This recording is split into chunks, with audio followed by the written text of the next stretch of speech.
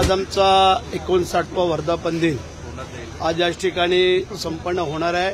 थोड्याच वेळामध्ये आमचे नेते आणि या राज्याचे उपमुख्यमंत्री आदरणीय एकनाथ शिंदे साहेब येणार आहेत आणि स्थानिक स्वराज्य संस्थेच्या निवडणुका होणारच आहेत। आता 3-4 महिन्यावरती येऊन ठेपलेल्या आहेत। त्याच्यामुळे ते मार्गदर्शन तर होईलच आणि संघटनेबाबतीत की जे गेल्या 2.5-3 वर्ष जे साहेबांनी केलेलं काम, वाढलेली संघटना आणि जे काय आज मोठ्या प्रमाणात जे काही लोक आपल्या संघटनेकडे येत आहेत या सगळ्या पार्श्वभूमीवर आज साहेब मार्गदर्शन करतील असं आम्हाला वाटतंय।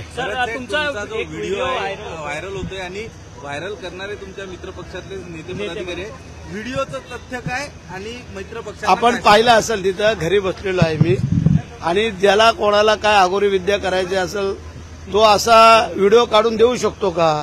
आता आम्ही ग्रामीण भागातले आमदार असल्यामुळे सकाळी लवकर आमच्याकडे लोक येत असतात।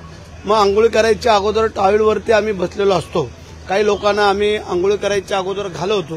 मग हे काय फिरणारे येणारे जाणारे काय महाराज बिराज संत मंडळी येत असतात, त्यांना भेटी देऊन आमचे व मार्गक्रमण पुढे चालू असतं।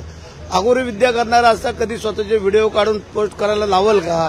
हा पहिला मुद्दा आहे। आणि ठीक आहे, ज्याला कर नाही त्याला डर नसावी असं आम्हाला वाटतंय। त्यामुळे आम्ही फ्री वातावरणामध्ये फिरणारे लोक आहोत, त्यामुळे आम्हाला त्याची काही अडचण नाही आहे।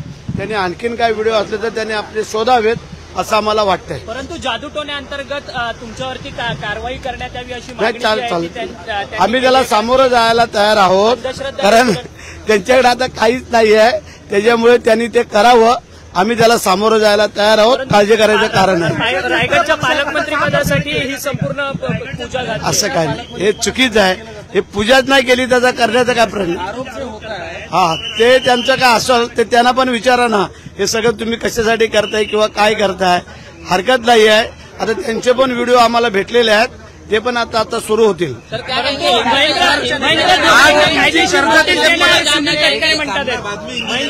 कायदेशीर नोटीस देणार सुनील तटकरे म्हणतात। आम्ही स्वीकारू, ते काळजी करू नका।